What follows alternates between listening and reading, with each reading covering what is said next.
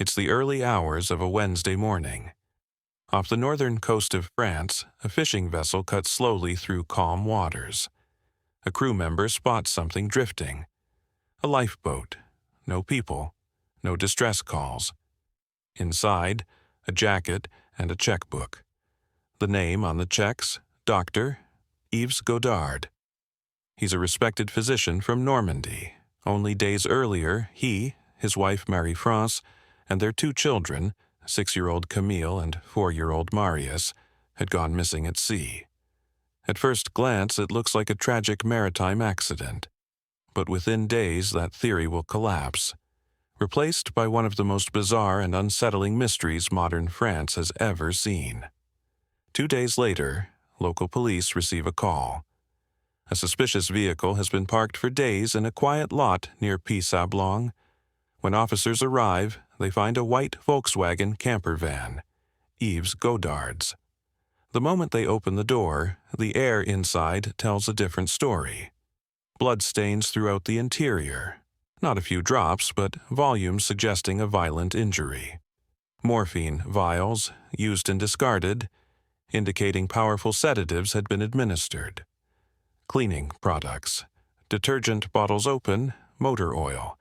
A rushed attempt to erase evidence. Forensic analysis quickly confirms the blood belongs to Marie-France Godard. A search warrant is issued for the Godard family home, a modest house in the calm Normandy village of Tilly-sur-Seulles. Inside, the couch cushions have been flipped. Underneath, more blood. The staircase is stained in small spots, as if someone wounded had moved through the house. In the master bedroom, under the mattress, a 30-centimeter dark stain. On a nearby wall, fine droplets at neck height, the kind left by a violent impact. There's no sign of forced entry. The scene has been wiped clean, but not well enough to fool forensics. Until now, police had hoped this was an accident at sea. But with blood at the home and in the van, Yves Godard is no longer a missing man. He is now their prime suspect in a murder investigation. Neighbors tell police they saw the Godards leaving in the van that morning. Yves, the 2 children, and Marie-France, who even waved goodbye. But when investigators contact the yacht rental company, they learn something else. That morning, only Yves and the children arrived to take possession of the 9-meter sailboat Nick. The rental company says Yves had booked the vessel weeks earlier. Was the trip part of a plan, or was it a last-minute escape? The last confirmed sighting of Yves in France comes from a maritime customs patrol on September 2, 1999. They spot the Nick between Cap Fréhel and Cap d'Erquy. The sea is calm, wind is perfect, but Yves is running on engine power. It's odd enough for them to board and check papers. Everything looks fine, but one officer later admits something felt wrong. He even jokes to colleagues. He looked like a man who'd just thrown his wife overboard.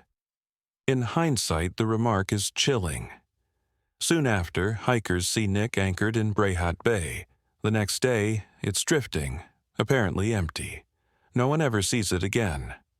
Over the next weeks, a life jacket from the Nick is recovered near the Channel Islands. A life raft turns up near England's coast. At first, this supports the accident at sea theory, but inspection changes everything. The raft's canopy is neatly slashed. The inflation cartridge is missing. The fabric is in pristine condition despite supposedly being adrift for weeks. It looks planted, as if someone wanted to create the illusion of a shipwreck. On October 2nd, an anonymous letter reaches the French police. Dr. Yves Godard is alive. He lives in the Irish Sea on the Isle of Man. Take this seriously. Witnesses on the island confirm seeing a Frenchman with 2 children. He inquires about hotels, declines to leave his name, and disappears. Other reports follow. Sightings on remote islands further north. Yves is an experienced sailor. He would know these waters, and he would know how difficult they are to police. The deeper police dig, the stranger Yves becomes. Behind the image of a soft-spoken doctor devoted to his family, he had ties to IVE, a fringe spiritual movement blending Christianity and alternative healing. Marie-France was involved too. CDCA, a radical anti-tax group led by Christian Bousset, a convicted criminal with ties to organized crime. Through CDCA, Yves had stopped paying taxes, transferred legal ownership of his children, moved assets offshore. The network offered health insurance in England, offshore bank accounts, and, crucially, a network skilled in evading state surveillance. Another letter comes from the same anonymous sender. Investigators nickname them the Crow. They direct police to specific sites. On one, human bones are found in a shallow pit behind a cemetery. They're too degraded for DNA to confirm identity. The Crow's knowledge is unnerving. Are they helping out of guilt or manipulating the investigation? Then, 2 deaths. Christian Bousset, the CDCA leader, is murdered. The group's insurance broker dies in a plane crash, fuel tanks empty, gauges reading full. Both had knowledge of offshore structures linking France, England, and the Isle of Man, the very places Yves was allegedly seen. Coincidence or cleanup? January 2000. Fishermen recover a travel bag tangled in their nets. Inside, Yves's business cards, bank card, medical license, all in near-perfect condition. Investigators suspect these items were placed in the water well after the disappearance, as another staged clue. June 2000, fishing nets pull up a fragment of a human skull. DNA confirms it is Camille Godard, age 6. Hope that Yves had fled with his children vanishes.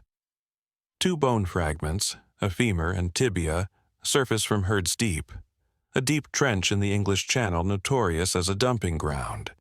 They belong to Yves Godard. If he died in 1999, why did it take 7 years for remains to surface? And why here? Marie-France and Marius remain missing. By 2012, the case is officially closed. Accident at sea? Ruled out. Murder? Never proven. What's left is a chain of facts and unanswered questions. Why was Yves's boat seen near the home of the IVI leader? Was the CDCA involved beyond finances? Who was the Crow? Were the staged clues meant to protect Yves or frame him? What began as a family sailing trip ended in death, disappearance, and one of the most puzzling manhunts in European history. The truth, whether buried in the depths of Herd's Deep or hidden among the living, remains out of reach. Thanks for watching. Don't forget to like and subscribe our channel.